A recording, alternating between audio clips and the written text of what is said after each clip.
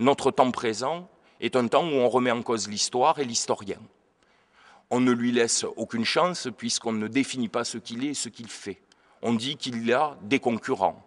Pas simplement la mémoire, mais aussi le témoin devient le concurrent de l'historien.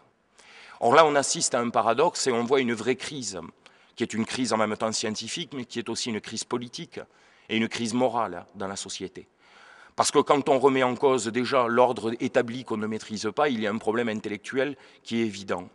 Mais surtout, remettre en cause le travail de celui qui est payé pour échantillonner du temps, pour échantillonner aussi de la valeur, certes, c'est vouloir prendre ce contact avec l'histoire, c'est-à-dire avec la production du texte qui décrit le temps qui passe. Et là, on retrouve la corrélation avec la question politique. Puisqu'en effet, depuis que le pouvoir politique a compris la puissance de l'amnésie ou de l'amnésie, le fait de mémoriser ou le fait d'oublier, il a toujours essayé de jouer, non pas tant sur ce champ-là exclusif, mais d'utiliser l'histoire pour manipuler la mémoire.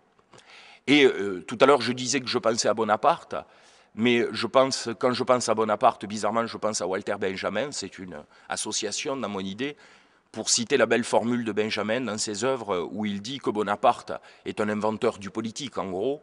Je cite Benjamin parce qu'il a arraché au continuum de l'histoire les oripeaux de Rome pour en faire un nouvel empire.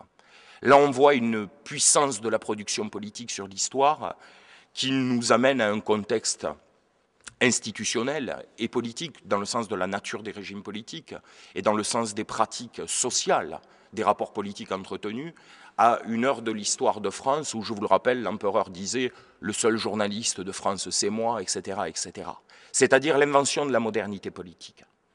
Alors, c'est son descendant qui fera, je dirais, le travail de modernité, même si c'est toujours douloureux à entendre, mais la modernité n'est pas née de la Troisième République, mais elle est née du Second Empire.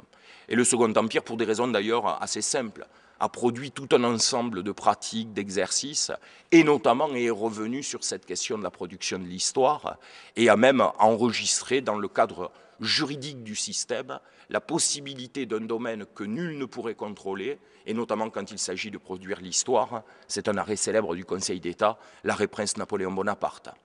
Donc quand on voit attentivement la période moderne, on a vraiment cet usage. Mais je dirais qu'avec Bonaparte, on est encore dans de l'amateurisme politique, puisqu'on ne fait que voler les symboles du temps à l'histoire.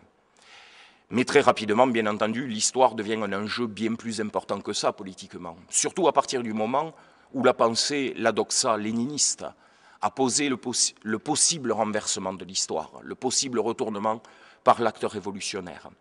À partir de ce moment-là, qui est un moment d'expérience politique et fondamentale, il va y avoir tout un ensemble d'appels qui sont indissociables de cette prise de conscience et qui font que désormais la politique la plus ultime consiste à changer l'histoire. Mais pas la changer un peu, la changer radicalement. Bien entendu, dans ce projet-là, le Troisième Reich reste véritablement un épicentre et ne fait pas de lui une parenthèse historique. Ce n'est pas simplement qu'un événement qui s'est passé en Allemagne et qui a consacré un métaphénomène qui serait la Seconde Guerre mondiale. En ce sens de la question historique du politique, le Troisième Reich est un achèvement. C'est-à-dire, c'est soit une métaphore, soit une allégorie, soit une perfection, pour parler comme Victor Davis, le théoricien européaniste de la suprématie blanche. Je crois qu'il y a dans le phénomène que nous sommes tentés d'inventorier là, une logique qui s'est présentée où ce Troisième Reich, celui qui se déclare à son début comme celui qui doit durer 1000 ans, entame un processus politique qui est la modification substantielle de l'histoire dans ses formats les plus standards.